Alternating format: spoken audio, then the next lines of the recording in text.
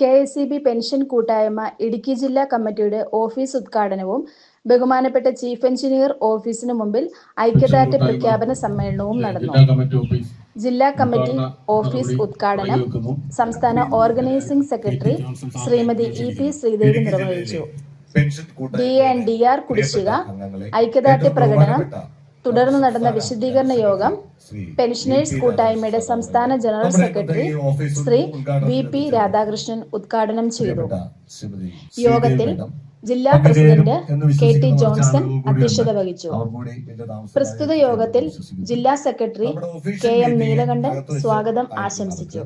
നമ്മളിപ്പോൾ ഔദ്യോഗികമായി നമ്മുടെ ഈ ഇടുക്കി ജില്ലാ കമ്മിറ്റി ഓഫീസിന്റെ അനൗപചാരികമായ ഉദ്ഘാടനം നിർവഹിക്കുന്നതിനായി ബഹുമാനപ്പെട്ട ശ്രീദേവി മേഡത്തെ വളരെ ആദരവോടെ സ്നേഹത്തോടെ ക്ഷണിക്കുന്നതിനായി നമ്മുടെ ബഹുമാനപ്പെട്ട രക്ഷാധികാരി എബ്രാ സാറിനെ കൂടി ഞാനിങ്ങോട്ട് ക്ഷണിക്കുന്നു. ബഹുമാനപ്പെട്ട ജനറൽ സെക്രട്ടറിയോടൊപ്പം നിങ്ങൾ 3 പേരും കൂടി ചേർന്ന് അദ്ദേഹത്തിന് ഇത് ട്രഷറർ വിജയൻ സാറ് എല്ലാവരും ചേർന്ന് നിന്നുകൊണ്ട് ശ്രീദേവി മേഡത്തിന് ഇത് കട്ട് ചെയ്യുന്നതിനുള്ള കത്രിക നൽകണമെന്ന് അഭ്യർത്ഥിക്കുന്നു.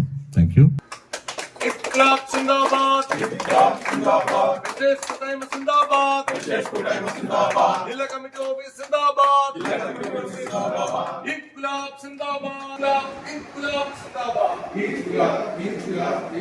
ആശംസകൾ അർപ്പിച്ചുകൊണ്ട് രക്ഷാധികാരി ശ്രീ KA എബ്രഹാം, ജില്ലാ treasurer NB Vijayan, Moolamattom unit president Cheriyan AS, secretary Bijumon KG, സംസ്ഥാന കമ്മിറ്റി അംഗം ശ്രീ ബൽരാജ് TG എന്നിവർ സംസാരിച്ചു.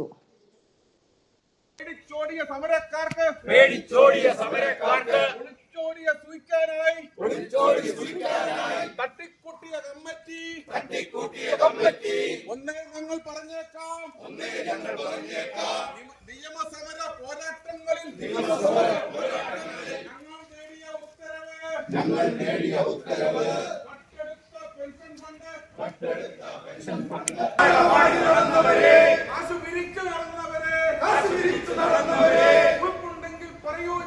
ഉറപ്പുണ്ടെങ്കിൽ പറയൂ നിങ്ങൾ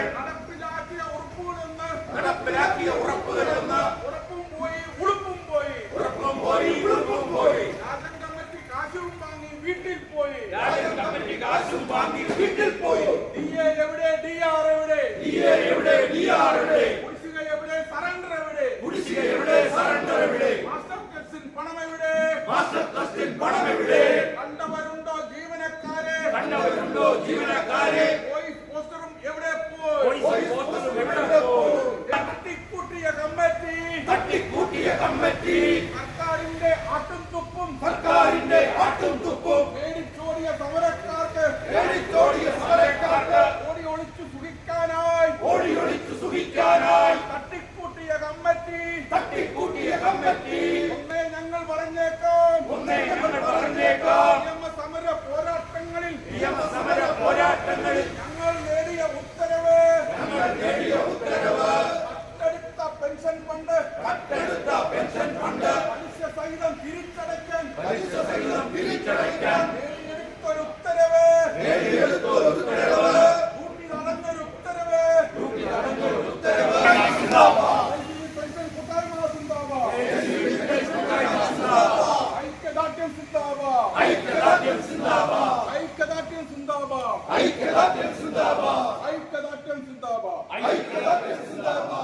ഈ ഐക്യദാർഢ്യ സമരത്തിന് സ്വാഗതം ആശംസിക്കുന്നതിനായി ബഹുമാനപ്പെട്ട നമ്മുടെ ഇടുക്കി ജില്ലാ സെക്രട്ടറി KM നീലകണ്ഠൻ അവരെ വളരെ ആദരപൂർവ്വം ക്ഷണിക്കുന്നു.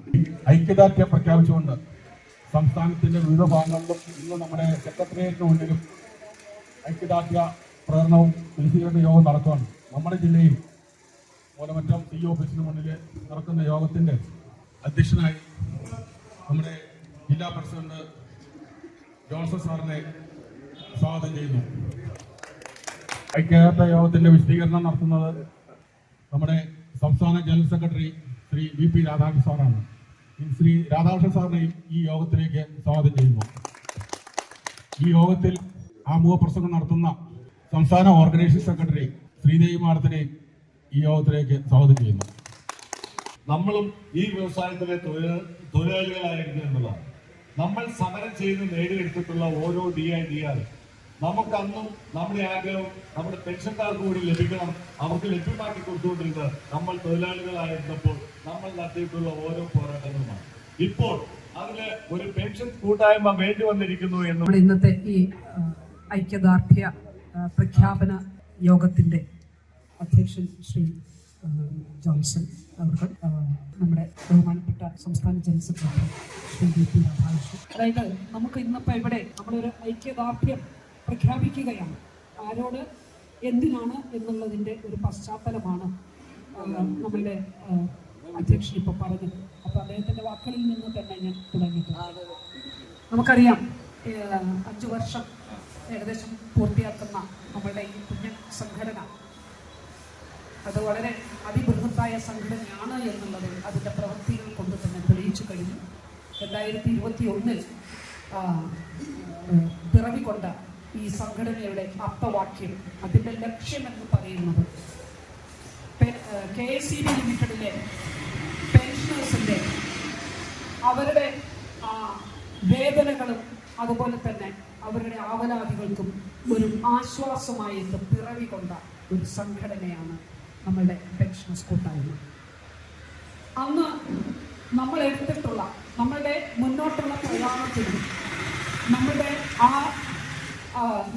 ആ ഒരു പ്രവൃത്തി പന്ഥാവിലേക്ക് നമ്മളുടെ അതിൻ്റെ ഒരു ലക്ഷ്യത്തിൻ്റെ ഒരു ലക്ഷ്യമെന്ന് പറയുന്നത് KSEB ലിമിറ്റഡിലെ പെൻഷൻകാർ അവരുടെ ഒരു പെൻഷൻ മുടങ്ങുന്ന ഒരു അവസ്ഥയിലാണ് നമ്മുടെ ഈ സംഘടനയ്ക്ക് തുടക്കം കുറിക്കുന്നത്. അപ്പോൾ പെൻഷൻ മുടങ്ങാതിരിക്കുവാനുള്ള, അതായത് നമ്മുടെ അന്നമാണത്. അതായത് സർവീസിലിരുന്ന കാലത്ത് ശമ്പളം നമ്മുടെ അന്നമായിരുന്നുവെങ്കിൽ പെൻഷനായി കഴിഞ്ഞപ്പോൾ ആ പെൻഷൻ നമ്മുടെ അന്നമാണ്. അന്നം മുടങ്ങാതിരിക്കുവാനായിട്ട് പിറവിക്കൊണ്ട ഒരു സംഘടനയാണ് നമ്മുടെ. ആ ഒരു ലക്ഷ്യത്തിൽ നിന്ന് വ്യതിചലിച്ചിട്ടേയില്ല.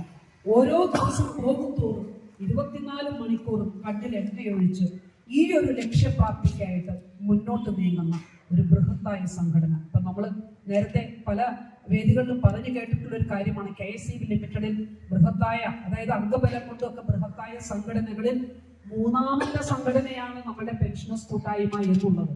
എന്നാൽ ഇന്ന് അത് 2ാമത്തെ ഒരു സംഘടന, അതായത് അംഗബലം കൊണ്ട് 2ാമത്തെ സംഘടന എന്നുള്ളതിലേക്ക് നമ്മൾ പ്രയാണം ചെയ്തുകൊണ്ടിരിക്കുകയാണ്.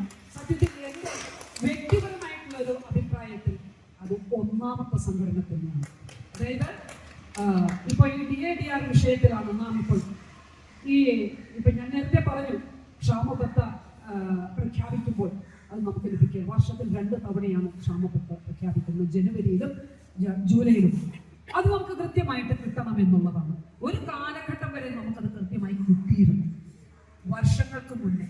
എന്നാൽ പിന്നീട് അങ്ങോട്ട് ഇത് നമുക്ക് ഒരു കാലത്തും കിട്ടില്ല എന്നുള്ളൊരു ഘട്ടത്തിലേക്കാണ്. അതായത് നമുക്ക് കേവലം അത് കിട്ടിയിരുന്ന, അതായത് ക്ഷാമബത്തയും ക്ഷാമാശ്വാസവും കിട്ടിയിരുന്ന ഒരു കാലഘട്ടം നമ്മുടെ സ്വപ്നങ്ങളിൽ മാത്രം നിറഞ്ഞു നിന്നിരുന്ന ഒരവസ്ഥയിലൂടെ കടന്നു പോകുമ്പോൾ നമ്മൾ അതിനു വേണ്ടി നിയമസമര പോരാട്ടങ്ങളിലൂടെ നമ്മളാണ് പ്രഖ്യാപിച്ച DA/DR അതിനൊരു കുടിശ്ശികയില്ലാതെ പ്രഖ്യാപിച്ചപ്പോൾ അതിന്റെ കുടിശ്ശിക നമുക്ക് നേടിയെടുക്കാൻ നമ്മുടെ ഈ കുഞ്ഞൻ സംഘടനയ്ക്ക് സാധിച്ചു എന്നുള്ളതാണ്.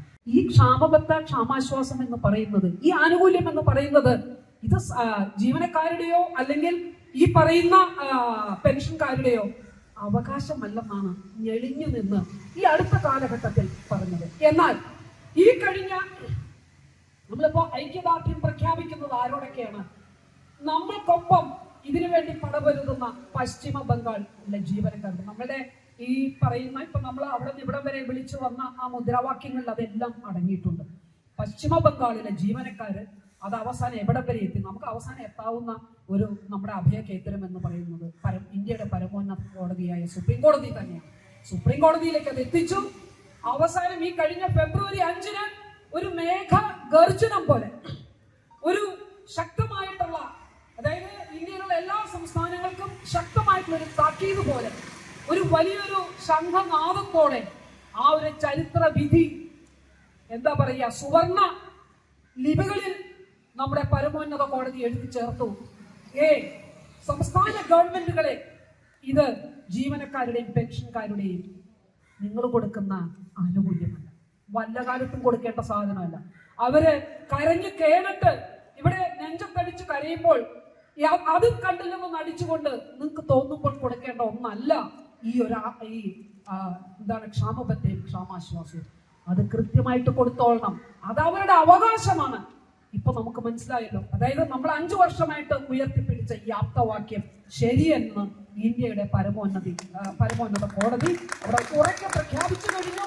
അതിനൊരു എന്താ പറയുക, പാത വെട്ടിത്തന്ന പശ്ചിമ ബംഗാളിലെ ജീവനക്കാരോട് നമ്മൾ ഐക്യദാർഢ്യം പ്രഖ്യാപിക്കുന്നു.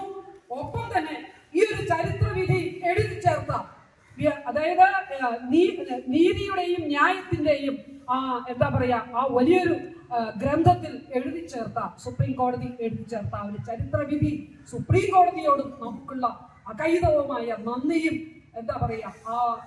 ഈ തരുണത്തിൽ നമ്മൾ ഐക്യദാർഢ്യ പ്രഖ്യാപനത്തിലൂടെ നമ്മളിവിടെ പ്രഖ്യാപിക്കുകയാണ്. ഒപ്പം തന്നെ നമ്മളെ ഇതിനു വേണ്ടിയിട്ട് പരിശ്രമിച്ചിട്ടുള്ള കൂട്ടായ്മയുടെ എല്ലാവരും തന്നെ, അതായത് കേരളത്തിലുള്ള ഒട്ടുമിക്ക എല്ലാവരും മിക്കവാറും എല്ലാ ജില്ലകളിലും ഓരോ പരിപാടികളിലും ഒക്കെ വളരെ ഗംഭീരമായിട്ടുള്ള ആ ഒരു കൂട്ടായ്മയുടെ ഒരു പ്രാതിനിധ്യമാണ് ഉണ്ടാവുക. അതിനുവേണ്ടി പടപൊരുതിയ എല്ലാവർക്കും വേണ്ടിയിട്ട് നമ്മൾ കൊടുക്കുന്ന ഒരു ഐക്യദാർഢ്യ പ്രഖ്യാപനമാണ് ഇന്ന് ഈ വേദിയിലൂടെ നടക്കുന്നത്. പ്രിയപ്പെട്ട VP രാധാകൃഷ്ണൻ സാറിനെ വളരെ ആദരവോടെ ഈ മീറ്റിംഗിലേക്ക് സ്വാഗതം ചെയ്യുന്നു. ഈ പരിപാടിയുടെ ആമുഖ ഭാഷണം നടത്തിയ സംഘടനാ ചുമതലയുള്ള ഓർഗനൈസിംഗ് സെക്രട്ടറി ശ്രീദേവി,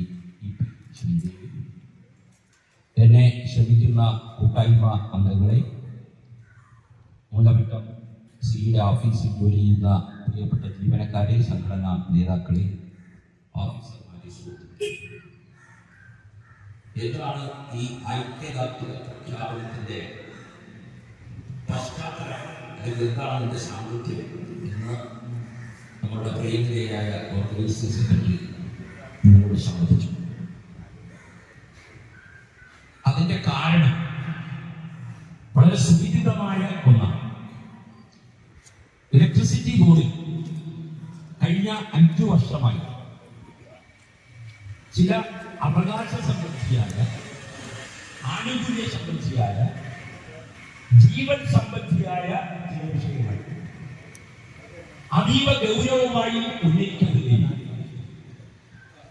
അതിനെ പ്രതിരോധിക്കുവാൻ നമ്മളുടെയൊക്കെ പ്രതീക്ഷകൾക്ക് വിരുദ്ധമായി ജീവനക്കാരുടെയും പെൻഷൻകാരുടെയും അവകാശങ്ങൾ സംരക്ഷിക്കുവാൻ ചരിത്രപരമായി ബാധ്യതയുള്ള സംഘടനകൾ പ്രതിരോധ ശക്തിയായി മാറുകയും ചെയ്യുന്ന ഒരു സാധ്യതയാണ് ഇലക്ട്രിസിറ്റി ബോർഡിൽ കഴിഞ്ഞ 40 വർഷങ്ങൾക്ക് ശേഷം അവകാശങ്ങൾക്ക് വേണ്ടി മുറവിളിക്കുന്നത്.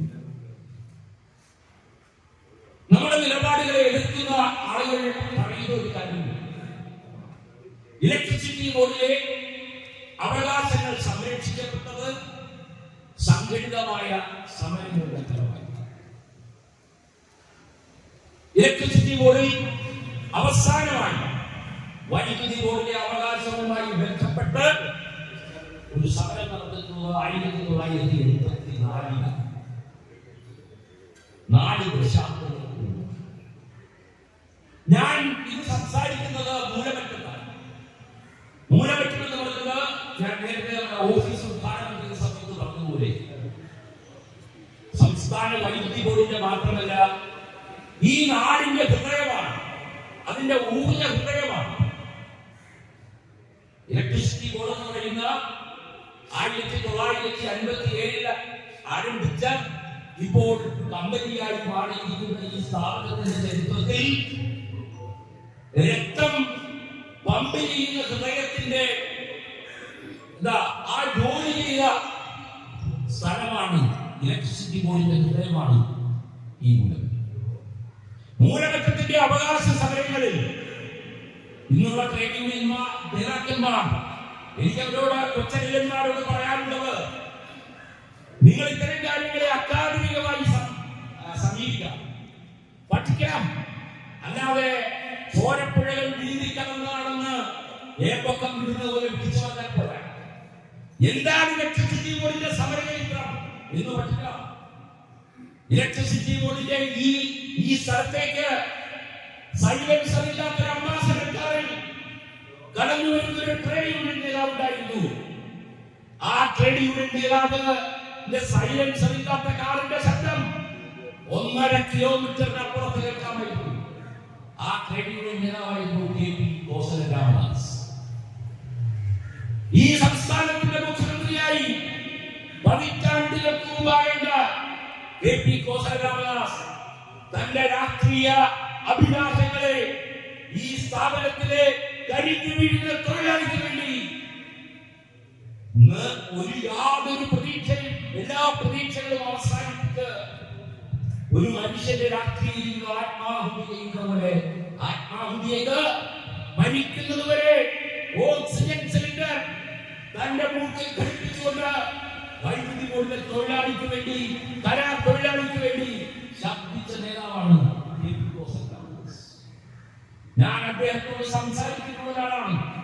അദ്ദേഹത്തോടൊപ്പം ഇലക്ട്രിസിറ്റി ബോർഡിലെ തൊഴിലാളികളുടെ അവകാശങ്ങളെ കുറിച്ച് ബോർഡിന്റെ അവസ്ഥയെ കുറിച്ച് സംബന്ധിച്ചിട്ടുള്ള ഒരാളാണ്.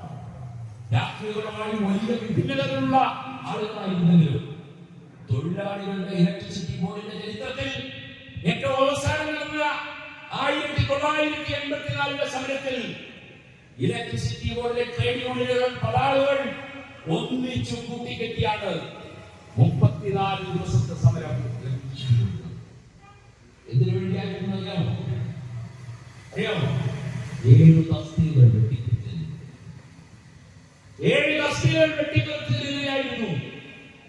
പ്രിയപ്പെട്ട ജീവനക്കാരെ, പ്രിയപ്പെട്ട പെൻഷൻകാരെ, ഇലക്ട്രിസിറ്റി ബോർഡിൽ ഇന്ന് നൽകാനുള്ള DA കുടിശ്ശിക എത്ര നാളത്തെയാണെന്ന് നിങ്ങൾക്കറിയാമോ? എത്ര നാളത്തെയാണെന്ന് നിങ്ങൾക്കറിയാമോ? നിങ്ങളറിയാം. ഇലക്ട്രിസിറ്റി ബോർഡിൽ ജോലി ചെയ്യുന്ന ട്രേഡ് യൂണിയൻ നേതാക്കന്മാർക്കറിയില്ല എന്നതിന് 100% ഉറപ്പുണ്ട്.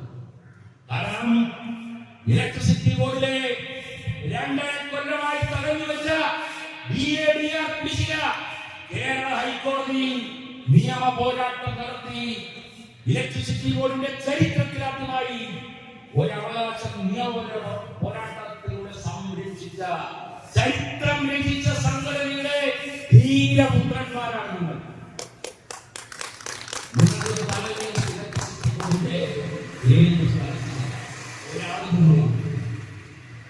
ഒരാളും നിങ്ങളെ അംഗീകരിക്കാതിരിക്കില്ല.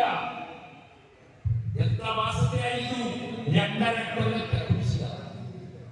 ഈ സ്ഥാപനത്തിൽ, എന്റെ വീട്ടിലുള്ള ഈ സ്ഥാപനത്തിൽ ജോലി ചെയ്യുന്ന ഓഫീസർമാർക്ക് 5 മുതൽ 5.5 ലക്ഷം രൂപ വരെ അവരുടെ വിലയ്ക്ക് നേടിക്കൊടുത്തിട്ടുള്ളതാണ് ഈ സർക്കാർ. ഈ ഇലക്ട്രിസിറ്റി ബോർഡിൽ നിന്ന് 1/22 6/24 വെച്ച് റിട്ടയർ ചെയ്ത പെൻഷൻകാർക്ക് 20 ലക്ഷത്തിൽ താഴെ ഗ്രാറ്റുവിറ്റി വാങ്ങേണ്ടി വന്ന DA കുടിശ്ശിക അനുവദിക്കാത്തത് കൊണ്ടുവാങ്ങേണ്ടി വന്ന